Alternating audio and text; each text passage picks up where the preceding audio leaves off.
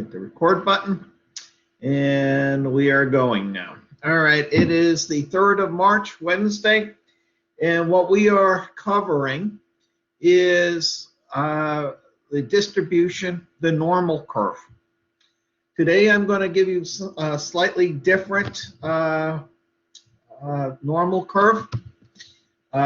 We talked about, we started out with a standard normal, which is the one in the back of the book. And we then pointed out that not every normal distribution is, quote, the standard normal. They're not all magically centered around 0, and all of the bell-shaped curves are not magically having a width or a standard deviation of 1. There's a huge family of normal curves, and they are spread out all over the place, right? They are centered. They could be centered anywhere, and they could be at various widths with various degrees of standard deviations, which is sigma, or variance, which is sigma squared, right? Remember, variance and standard deviation are tied together. One is the square root of the other, right? So one of the really special things about the normal curve is if I take a sample of products, if I take one product that comes from the normal curve, fine. I now know, based on Monday's lecture, how to solve understanding what the probability of various events happening, right? Now, what if I wanted to look at the average weight of bluefin tuna, okay, out in the Atlantic near Boston, right? I would find that the bluefin tuna follow a normal curve, okay, a normal distribution. Now, if I take a ship and I tell it, or a fishing vessel, and I tell it to go out and hunt a tuna and come back with that tuna, okay, I can look at all the different probabilities of what they might come back with, right? They may come back, if I know the bell-shaped curve, I know where the middle is, right? Okay, and sometimes they'll come in with a fish that is better than middle. Sometimes they'll come in with a fish that is smaller than the middle, right? And if I know the middle and I know the standard deviation of bluefish population, right? Which I may know from years and years and years from watching hot tuna. I was going to say the deadliest catch, but that's a different fish, right? That's never mind. Hot tuna, whatever, is the Discovery Channel show on tuna fishing, right? I may know the sigma, the variation, okay, and I may know the average, okay. Just because I know the average, and get rid of this thing here in my way here. If I know the average and the sigma of the normal curve, I can answer questions such as, what is the probability that someone will come in with a fish that is over 100 inches long, right? We did that one last time.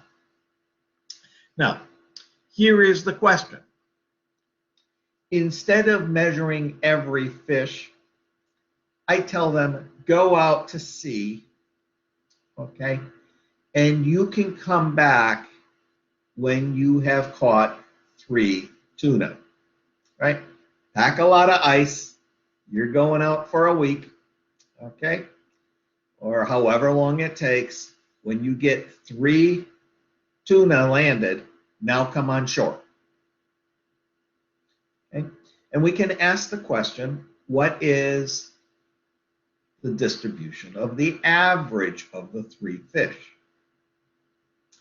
Well, the average of what we would expect from each of the individual fish would be the mean, right?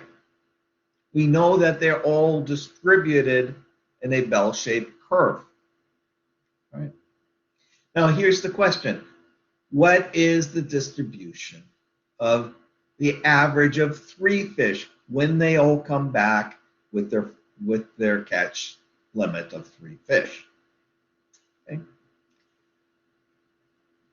If the average weight or average length of all of the fish in the bay, Cape Cod Bay, or whatever, wherever they go fish, right, is 85 inches long, then we expect on average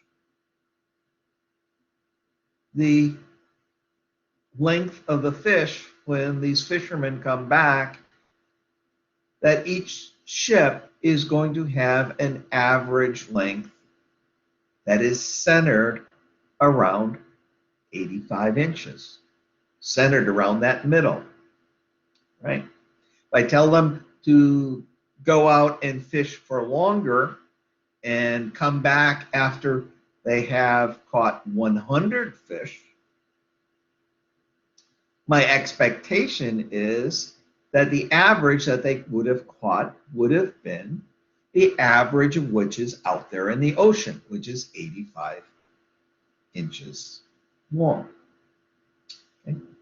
Now, the beauty of the normal distribution is when I look at the distribution of averages when they come back, when I look at the distribution of the average fish of each ship that has come back with 3 fish, right?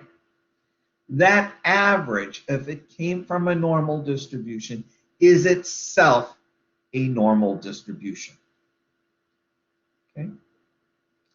Now, it's a slightly different normal distribution because it is going to be a lot narrower. What do I mean by narrower? Well, it turns out, okay, that, well, just think about this. Think about the going out and catching 100 fish. 100 is a very large number, right? Especially if you are talking about very large fish. 100 is a very large number. Are you going to be, if you only catch 1 fish, sometimes you get lucky and get a monsterly large fish, right? Sometimes you get a very small fish, right? Okay. Getting a fish that's kind of on either one of those tails is not that uncommon. Okay. But what if you go out and you fish and you come back with 100? Well, the average that you're going to have on your boat, that average of what you have on that boat, after collecting 100 samples, is going to be dang close to what actually is the average in the ocean, right? If you go out and collect 1,000,000 fish, okay, the average of that 1,000,000 fish that you randomly take from the ocean, that average that is on your boat is going to be extremely close to what the actual average is in the ocean, right? You're not going to see these huge extremes. Why? because if you had a huge extreme, you would have had to have an extreme on the first fish and then an extreme on the second fish and an extreme on the third fish and so on and so forth for most of your tree, right? And if the extremes are, let's say, 20% likely, 20% times 20% times 20%, 20% times 20% is already 0.04, so that's 4%. 20% of that is really, really small, and so on and so forth. It becomes very, very, you get very, very close. Okay. You're a loss. Okay. Thank you for letting me know that. All right. Let's look. Let us think of, let me try to rephrase it slightly differently. Okay.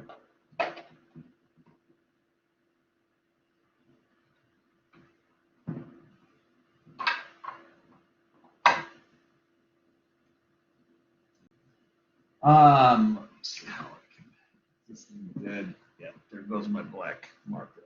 Oh well.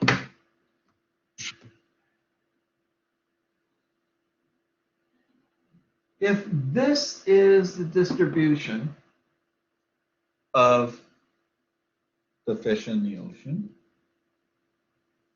if I take if instead of looking at example of one fish, which is me just taking a fish at random, if I look at taking two fish, and I look at the X bar, the average of the two fish, what I am going to end up with is a normal distribution that is centered around the same spot, okay, but is narrower. Okay. If I look at 8 fish, the distribution of the average is going to be a bell-shaped curve that is even narrower.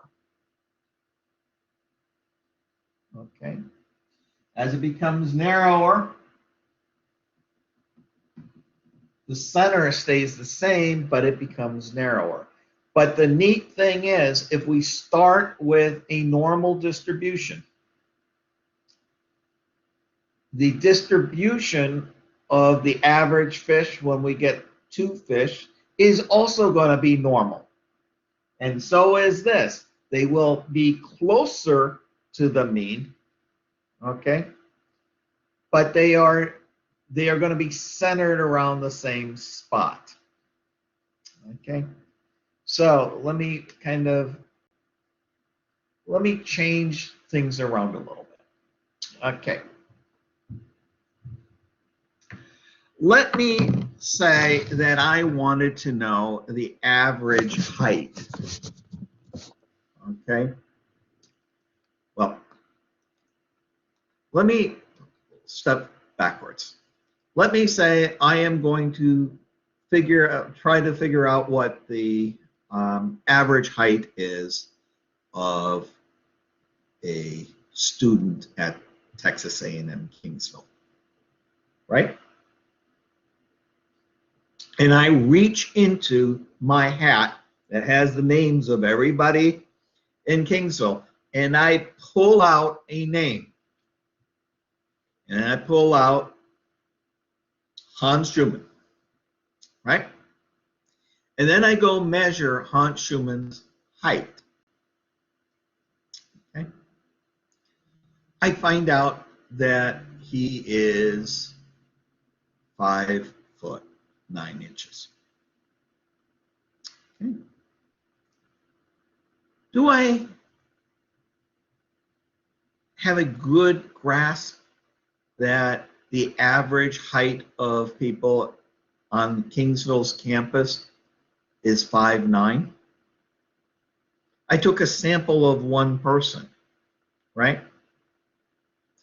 And we have people of all heights. We have folks that are 4'10", and we have some folks that are 7'5" on campus. Hopefully they're all playing basketball. Go Javelinas, by the way. Right? I wish our basketball team really well. They're in the playoffs. Won yesterday. Way to go. All right. It's not a good estimate because sometimes I could be on the high side, sometimes I could be on the low side. It's an estimate though, right? I got one sample. What if I go out and collect 20 people? Okay. And I measure their height to see what their average is. Am I going to be closer to what the reality is? Yes or no? Okay. If I go and want to find out what the average height is, and I go and collect 20 people, and I measure at random, I'm not just going to the basketball team, I'm picking them at random. Those 20 students, when I take those averages, are they going to vary very much from the middle? And they're going to vary a bit, right? Because sometimes I get high people, sometimes I get low people in terms of height. After doing 20, I'm going to have a so-so. I'm going to be wrong so-so amount of times and different distances, right? Now, what if I go and collect 500 students and I measure 500 random students' height? Am I going to be very, very close to what reality is? And the answer is yes. The more students that are in my sample, the closer the average will be to what reality is, right? When I take a sample of 2,000 students, a random sample of 2,000 students, now I'm going to be even closer to what the average is, right? When I get to 6,000 students, or pretty close to taking a full census of the entire university, if I take a census of all of the students on campus, I will finally know exactly what the mean height is. Does that make sense? The higher the number of samples I have, the less variation there is, the less error I'm going to have from being away from what the true middle really is, what the true mean really is. Okay? And by the time that I take 6,000 observations, I may be a millimeter. If I have a really bad day, I will be a millimeter away. Okay? I'm never going to get it exactly right until I get that very last student. Okay? But the higher my sample, the less likely it is that I'm going to be far away from the middle, right? When I take that very first student, and I only take one sample, I could be relatively far away. I could have easily had the student that was 4'10". Right? I'm not going to get that a 4'10" student 200 times in a row. Right? The more the average is, the closer I'm going to be to reality. Right? So when we look at this, when we start with reality, we know what the bell-shaped curve is.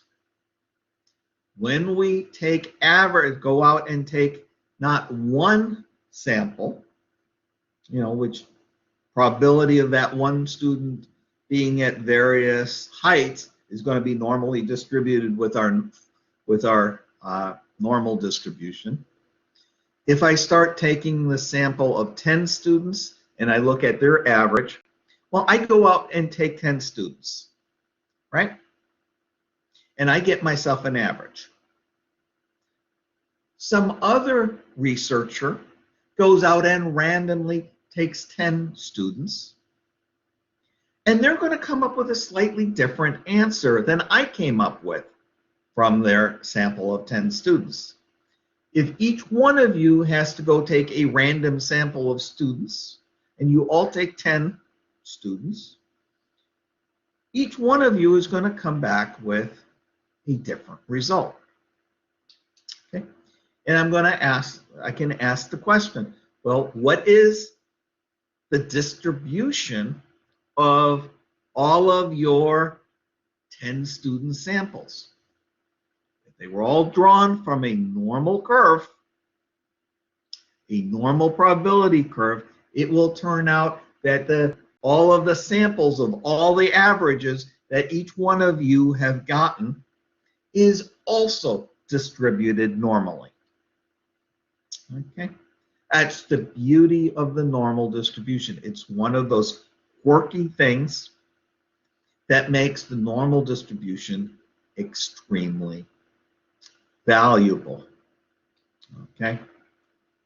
So, averages of multiple times of going out and collecting an information from a normal curve are going to be normally distributed. It's going to be the higher the n, the closer the distribution is going to be, the higher the peak is going to be. Remember, if they're closer, if you push to the side, it's got to pop up because the area under the normal curve always has to equal 1. Right? Did that sort of answer the questions? How many of you are still a little bit on the confused side? Got it. Got it. Anybody else think that if I give it slightly different, it's gonna? All right. Let's do a problem or two, right? And it turns out that when I want to know of what the distribution is of people taking more than one product and looking at the average, okay, I will do it almost the exact same way as I did it before on, what's today is Wednesday, on Monday, right? But I will have a different magic decoder ring, a slightly different formula, okay? And let's do it, and I'll show you what the different decoder ring looks like. Okay, so let us assume that we are starting from this spot right here, and I'm going to make this something other than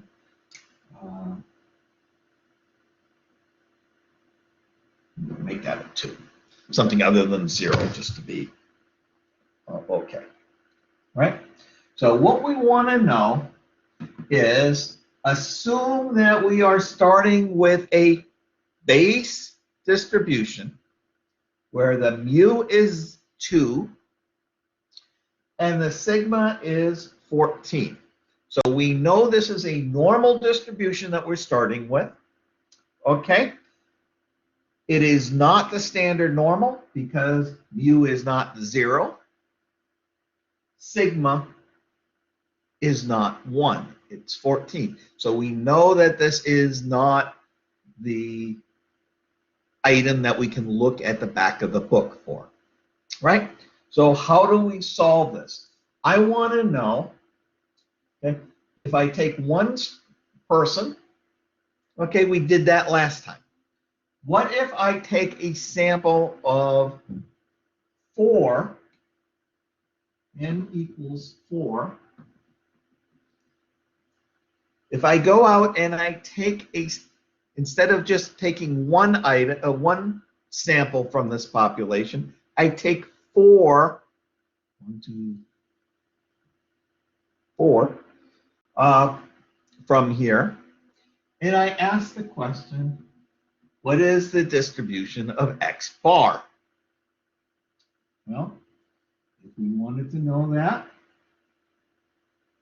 this distribution, and we want to have, okay, X bar, we want to know from -7, +7. Okay. What is the probability that the average that I expect to get when I do 4 of them in a row and then take the average of it, what is the probability that that is between 7, and -7? You know this is centered around 2, right?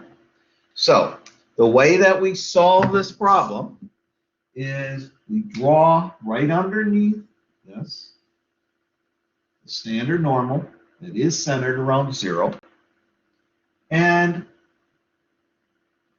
has a sigma of 1. This is the one that is in the back of the book. Now what we want to do is find the decoder rings that will give us these two z points that are correspond on the standard normal for X bar being between 7, -7, and +7. Right? Now, what is mu? Mu is the reality. That is, we know it's centered around 2. X bar is what we expect someone to get a sample of 4 observations, the average of these 4 observations. Everybody that goes out is going to come back with 4 different observations, and so they're going to come up with a different average, right? Some people are going to be very lucky and get all positive numbers in their, sample. Some are going to get all negative numbers, and many more are going to get some positive and some negatives, right? Every single one of you, if you go out and get 4 observations, are going to come up with a different X bar. So what we're looking for is the distribution of this X bar. I told you it's going to be from a normal distribution, so we'll look at that. What is, so I'm going to draw here the secret decoder ring formula.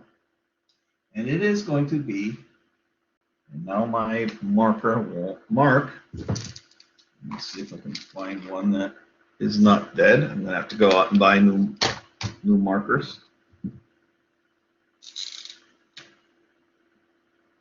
There we go.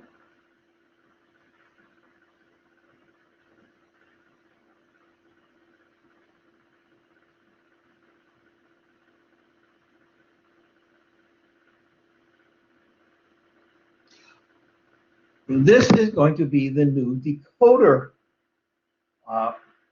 observation. Remember what was the one that we did last time? It was, the decoder was x minus mu over sigma.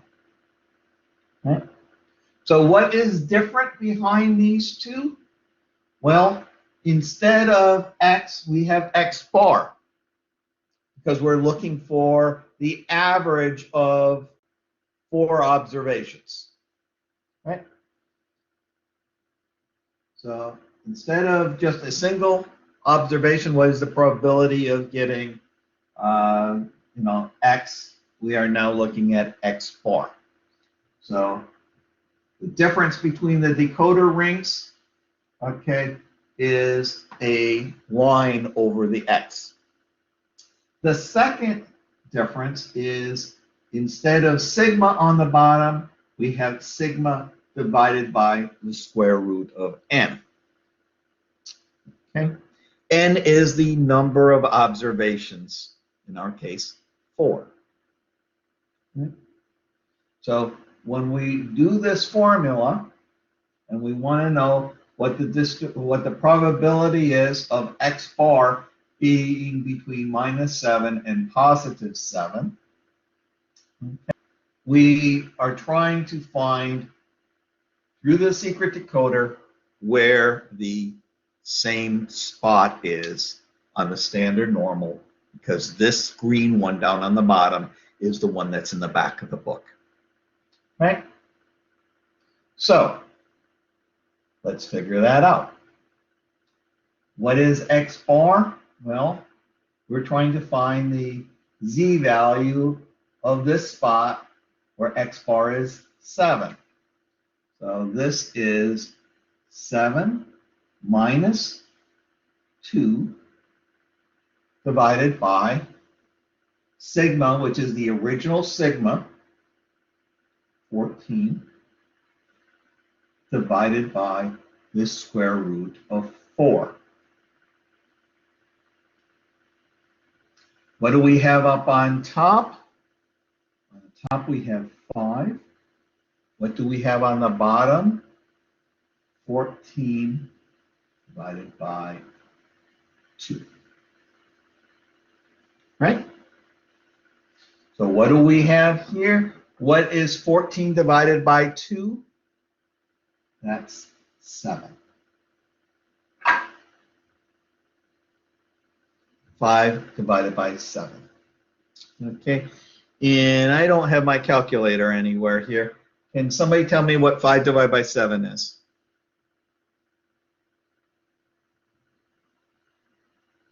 Somebody got a calculator? Okay, 0.714.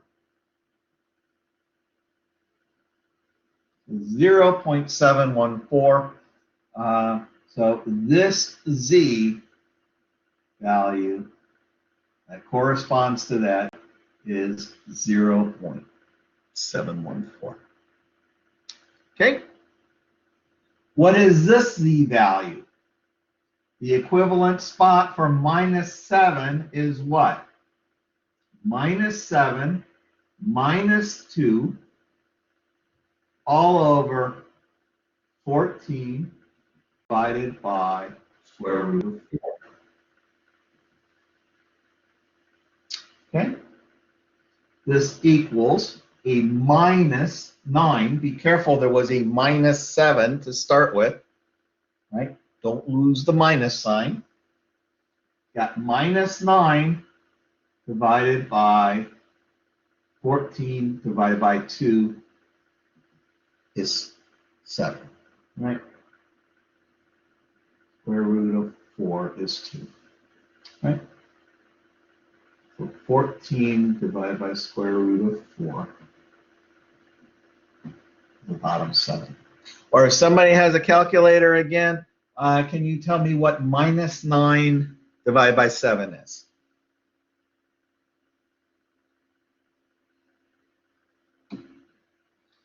-1. I didn't hear it. 1.256. I'm gonna minus 1.26. Okay. Real quick sanity check. Okay. To make sure you didn't do something stupid, which is easily done, trust me, right? -7 is on what side of the average? It's on the left-hand side, right? So when I find the corresponding spot on the standard normal, I should be on the left-hand side of 0, which means I should have a negative number. I ended up with a -1.26. Is that correct? Well, I have confidence in it, because if that had been a positive number, I would be over here somewhere, which doesn't make sense. If I go straight down, I should be staying on the left-hand side of the bell-shaped curve, right? And I am. I feel warm and fuzzy. So a lot of times if you're doing the exam, trust me, you will oftentimes forget that minus sign right there, but it exists. And we did it right. So we got minus 9 divided by 7 equals roughly a minus 1.26. Okay. You notice I just made life a little bit easier here. I'm going to make this 0.14 because my table only goes to 2 decimal places when I go back to look at the back of the book. All right, so I'm going to do a little bit of rounding, which, technically is not correct. But we're doing statistics class. We always know we're going to be wrong a little bit. So it doesn't really kill us too much, okay, by rounding, right? If you wanted to be a little closer, you could say, well, I will extrapolate between the 2 points that I find on the in the normal table. Yeah, you'd be closer to being true, right? You'd be closer to being right, but this is good enough for government work, right? So we round this to minus 1.26 gives us that z value. This z value gives us a 5/7, right? And now I can go and look these up in the tables. Okay, so let's do that, right? Now that I found the corresponding spots, where is some room, I'm going to find on here from minus infinity to z, what is the probability? I'm going to find that up on here, and then I'm going to subtract off the minus infinity to that z number. So let's start with this number, minus infinity to the positive 0.71. All right, so I'm going to put you guys, share my screen, share application screen, share entire screen.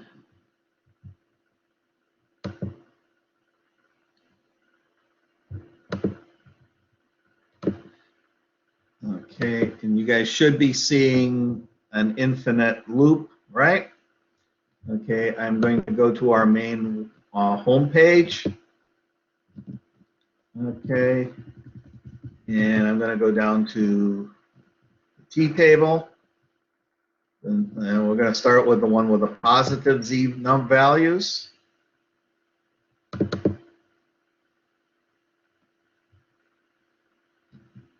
All right, there we go. You guys should be seeing the z table. Are you guys seeing it? Yes. Yes, okay, thank you. Okay, so what we are looking for is the positive from minus infinity to a positive 0.71. From minus infinity all the way out to a 0.71. Okay, so let's go down here. 0.7. 0.70 would be that number. 0.71 would be this number right here, which would be 0.7611. 0.7611. Okay. Now, I am going to go and look for the other number, which was from minus infinity to a negative 1.26. So to get that, I needed to go to the normal table that has the negative values. Okay. Which it's downloading for me right now. Make it bigger. Okay. Now let's go to, whoops.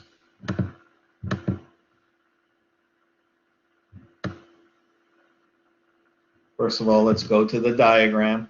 What this is showing us is the shaded area between minus infinity and z when z is a negative number, right? So we're trying to find this shaded area because we're going to want to subtract that off from the one we just got. And we are looking for a minus 1.26. So we go down to minus 1.2. This one would be minus 1.20.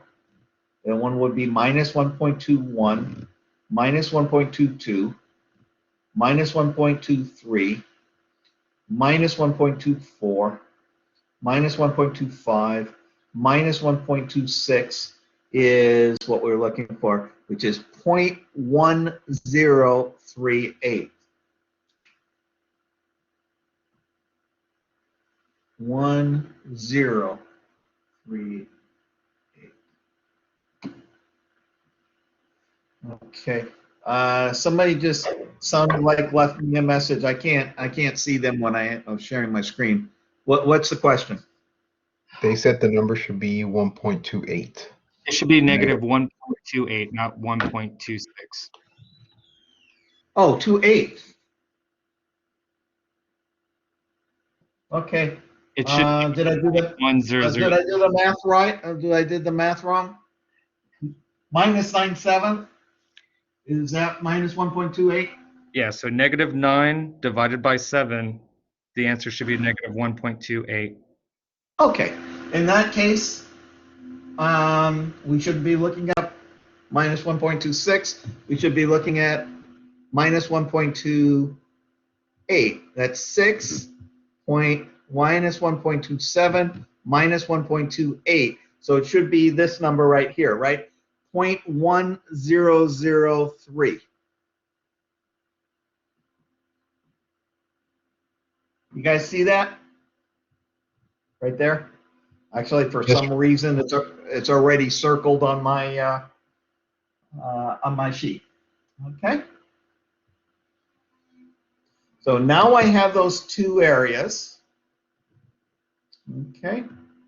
And we should be back where you guys can see me. I have to share my camera so that I can see me. All right. All right. So what we have is the area from minus infinity to positive 5/7, which is 0.71, was this number up here, 0.7611. That is the area from minus infinity to here, right, all the way to here. But then we want to subtract off this area because that's not shaded. So we've got to find this area from minus infinity to a minus 1.28, and we got that to be 0.1003. So we got both of these from the Z table in the back of the book, right? So if we subtract this area from the big area, we are left with exactly this shaded green area, which is what we're looking for, right? And subtracting that off, 8, 0, 6, gives me 0.6608 or 66.08%. Okay. That is this shaded area. Right? But what? This shaded area is the same as this shaded area, which means this shaded area is 0.6608 or 66.08%. Okay? So we did this exactly the same way we did before, but our magic decoder ring has changed.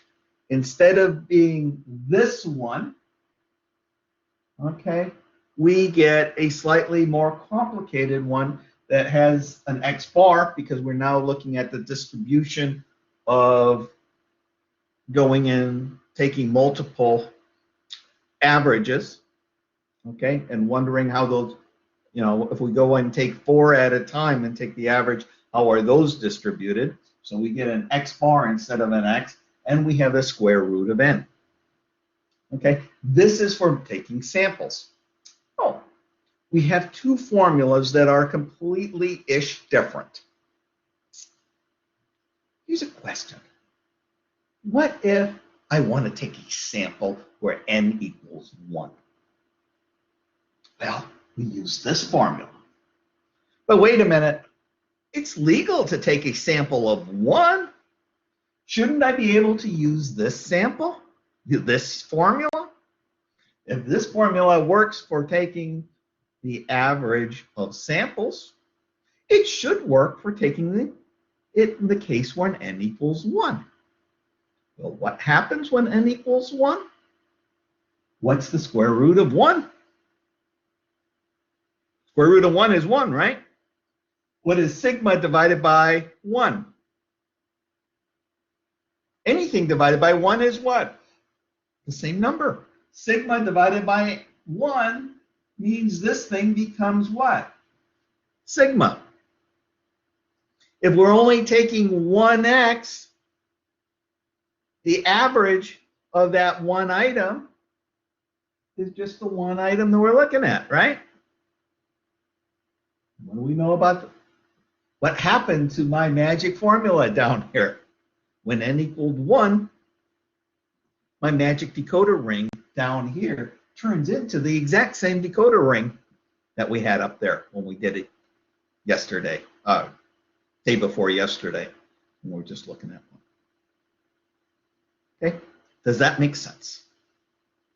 Okay, we don't really have time to do another one of these, but what I am going to tell you is what we just did is a lot more powerful than I let on. Okay? Because we started this with the statement that if I started with a distribution that was a normal curve, that when I take a sample from items that are taken from a normal curve, that average also remains a normal distribution. It turns out there is a thing called the central limit theorem. And what the central limit theorem will tell us, and we are not in a math class, so we are not going to prove it. I'll let the folks over in Road Hall do that. And if you're interested, you can go take a class over there or talk to some math professors over there, and I'm sure that they would walk you through the proof of why the standard limit theorem works. Okay? But it turns out that the standard limit theorem says when we have n becoming large, that average will be a normal distribution even if it was not a normal distribution to begin with. It could have been any distribution up here. When we take the average of it, the average starts looking like a normal curve. Okay, and that's called the central limit theorem. Okay, it's also why I think theologically you can see how God created the normal distribution to show up everywhere in nature. Okay, now this may not be biologically completely correct. It may not be theologically 100% correct, but I think that it works in order to understand why the normal distribution is so prevalent in nature. I said you see this everywhere. Here's my question. Think about yourself and your parents. In some way, you are what? A combination of your mom and your dad, right? Some of your genetic makeup came from your mom. Some of your genetic makeup came from your dad. And in some way, you are an average of your mom and dad. In some way, your mom was the average of your maternal grandmother and your maternal grandfather, right? To some degree, the same thing is true on your father's side. So you are a little bit, if you think of it, some kind of an average between all four of your grandparents. You are an average of your 8 great grandparents, right? You are in some ways an average of the 16 great grandparents you have, right? So if you think of that way, each individual is in some way distributed around the average of their genetic makeup. Okay, the same thing is true from flowers and seeds of cherry trees, right? The cherry tree, the blossom gets pollinated by the bee who gets it from a different cherry tree, right? Each one of those came from the previous generation of cherry trees and so on and so forth. So all around nature, we have bees and cherry trees and heights of people, length of fish, and so on and so forth that are normally distributed. Even if God did not initially 100,000 years ago or 2,000 years ago, okay, make everybody normally distributed to begin with, right? He may have started with something completely different, but it very, very quickly morphs into that means are distributed normally, okay? And that's why in God's world, in nature, you see normal distributions everywhere. Okay, a little bit of the same disclaimer I made before. I'm not sure that what I just said is 100% biologically true. It's also not necessarily 100% theologically true, but at least in my mind, it gives a warm and fuzzy feeling of why this central limit theorem actually seems to be borne out in nature. Because when we go out in nature, we see almost everything distributed normally. So if I look at the heights of people, I will see a normal distribution. When I look at the length of fish or the weight of fish, I will see a normal distribution. Almost everything I will look at in nature, it seems that when I take an average of samples from it, that it's going to come from a normal distribution, right? All right. With that, I've run out of time. Any questions? Okay. We will do one or more of these, one more of these on next week, or at least I will ask you again if you've got any questions. So if you want to relearn some of this or replay some of the tape and have questions for me, let me know. Okay. This part of the lecture is a little bit in a different spot in the book. If you go back to the index and search for central limit theorem, it'll get you to the part of the book that sort of describes this of what we did today. Okay.